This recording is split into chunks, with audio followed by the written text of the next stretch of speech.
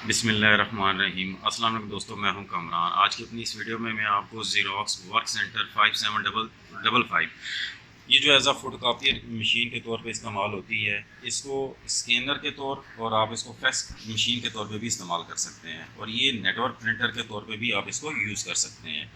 आज की इस वीडियो में मैं आपको इसको एज अ स्कैनर के तौर पे इस्तेमाल करना सिखाऊंगा। बहुत से मेरे दोस्त हैं जो इस मशीन को एज अ फ़ोटो कापियर इस्तेमाल करते हैं, और स्कैनर के लिए उन्होंने अलहदा से इस तरह की मशीन्स रखी होती हैं, वो इस्तेमाल करते हैं। अब इस मशीन को यहाँ आते हैं लॉगिन पे, यहाँ आपने प्रेस करना है और यहाँ से आपने कीबोर्ड पे बटन पे प्रेस करना है और यहाँ आपने यूज़र ऐड करना है, एडमन इंटर करने के बाद आपने यहाँ से नेक्स्ट प्रेस करना है और यहाँ आपने पासवर्ड देना है। पासवर्ड क्या है इसका? 4 टाइम 1 2 3 4 और डन कर देना आपने। ये लॉगिन हो गया। अब लॉगिन होने के बाद आपने यहाँ से मशीन स्टेटस पे आ जाना है और यहाँ से आपने इस टूल टैब पे आपने क्लिक करना है। टूल टैब पे क्लिक करने के बाद आपने यहाँ से नेटवर्क सेटिंग पे आ जाना है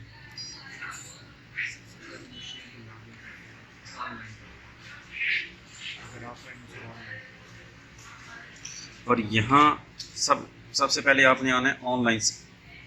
यहाँ चेक करना है कि आपकी अगर मशीन ऑफलाइन है तो आपने इसको ऑनलाइन करना है। ऑनलाइन करने के बाद आपने यहाँ से इसको सेव करना है। सेव करने के बाद आपने नेटवर्क सेटअप पे आ जाना है और यहाँ से आपने TCP/IP पे आ जाना है।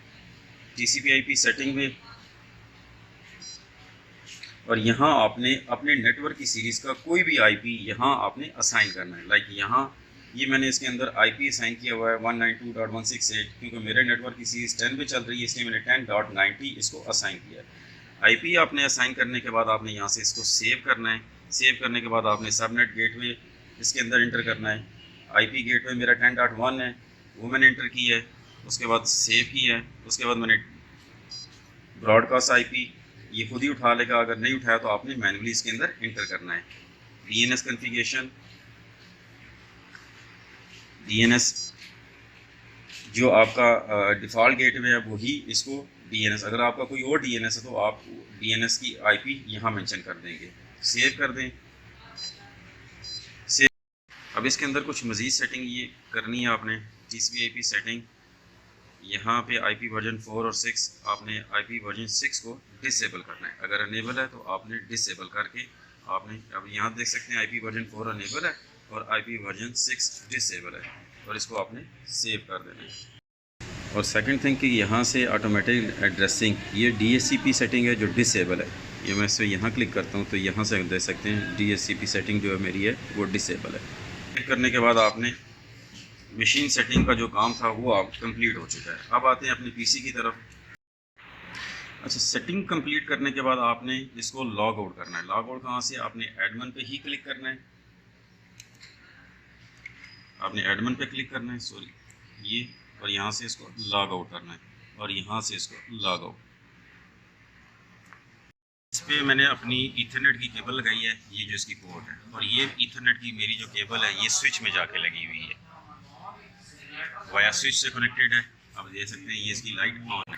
आप इसको डायरेक्ट राउटर में भी लगा सकते हैं, या डायरेक्ट अगर आप इसको PC में लगाना चाहते हैं तो डायरेक्ट PC में भी लगा सकते हैं। मैंने फ़िलहाल इसको स्विच में लगाया हुआ है।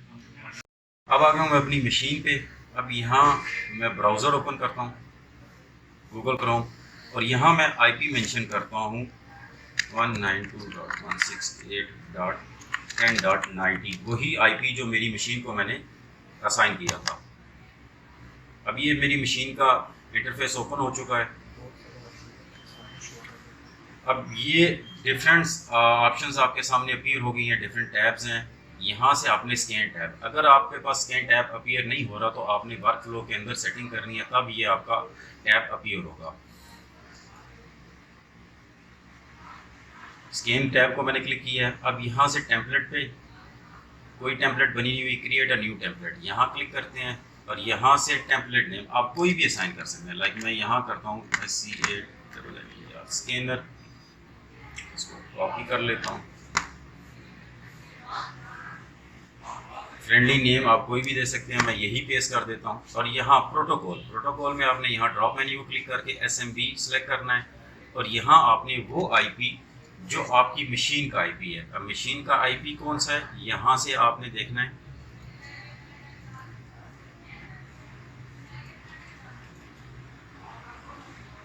डिटेल में 10.3, लेकिन आपने उससे पहले यहाँ से आके चेक करना है कि ये आपका आईपी जो है ये आपने मैन्युअली असाइन किया, ये ऑटो पे चल रहा है। अगर ऑटो पे चल रहा है तो आपने इसको मैन्युअली असाइन करना है। अब मैं यहाँ आके यही आईपी इसको मैन्युअली इंटर करता हूँ, क्योंकि अगर ऑटो पे होगा तो ये बार बार आईपी चेंज करता रहेगा, तो आपको प्रॉब्लम आती रहेगी।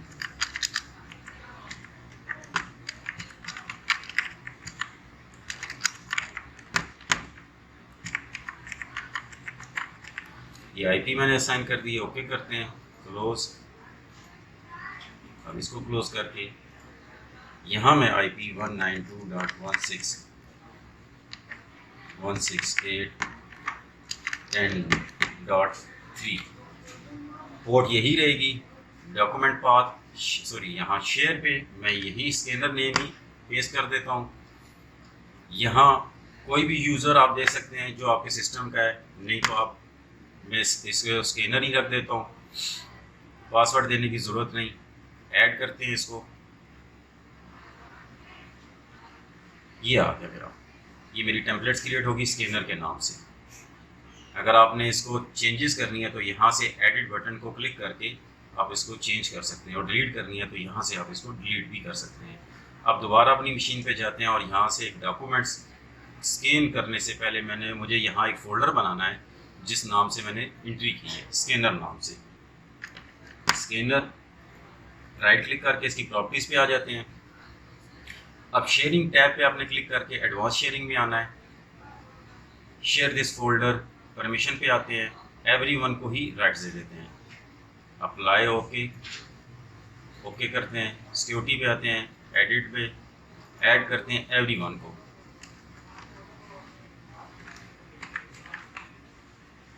चेक नेम, ओके करते हैं और इसको फुल परमिशन दे देते हैं, ओके करते हैं। ये मेरा स्कैनर का फोल्डर शेयरिंग हो गया। इसको क्रॉस वेरीफाई करने के लिए हम इसको चेक कर लेते हैं। रन में आके यहाँ मैं लिख लेता हूँ $/192.168.10.3। ये मेरा स्कैनर फोल्डर आ गया। अब चलते हैं अपनी मशीन पे। आपने ये जो सर्विस होम का बटन है आपने इस पर क्लिक करना है और ये डिफरेंट ऑप्शंस आपके पास अपीयर होगी। वर्क फ्लो स्कैनिंग आपने यहाँ क्लिक करना है और ये स्कैनर फोल्डर मेरा जो मैंने शेयर किया था वो यहाँ अपीयर हो गया। अगर आपके पास अपीयर नहीं हो रहा, अपने एडवांस सेटिंग में आना है और यहाँ से आपने अपडेट टेम्पलेट्स, आपने यहाँ से इसको क्लिक करके अपडेट टेम्पलेट्स कर देना है। अपडेट लिस्ट क्लोज करते हैं, वापस इसी पे आते हैं। अब यहाँ से आपने स्कैनर को सिलेक्ट करना है। ये स्कैनर सेलेक्ट हो गया। अब ये मैं आपको ये मेरी कॉपी है, इसको मैं स्कैन करता हूँ। इसको मैं ओपन करता हूँ, यहाँ रखता हूँ, मैं इसको बंद नहीं करता। और यहाँ जॉब असेंबली में आप आ जाएं, फाइलिंग ऑप्शन में, यहाँ से आप फाइल फॉर्मेट पे, यहाँ से आप इसका फॉर्मेट चेंज कर सकते हैं। अभी PDF सेलेक्ट है, मैं इसको JPG करता हूँ। ये JPG सेलेक्ट हो गया। उसके बाद मैं यहाँ से इसको सेव पे क्लिक करता हूँ। सेव पे क्लिक करने के बाद मैं यहाँ से इसको स्टार्ट करता हूँ।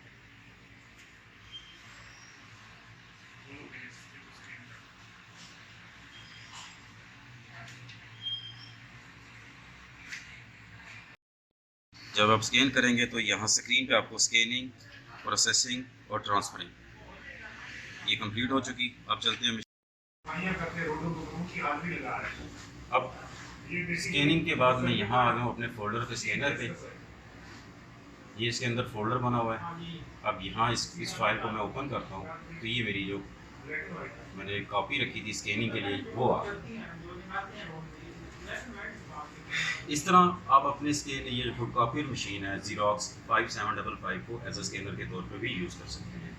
इस वीडियो में इतना ही, मिलते हैं अपनी नेक्स्ट वीडियो में। तब तक के लिए अल्लाह हाफिज़।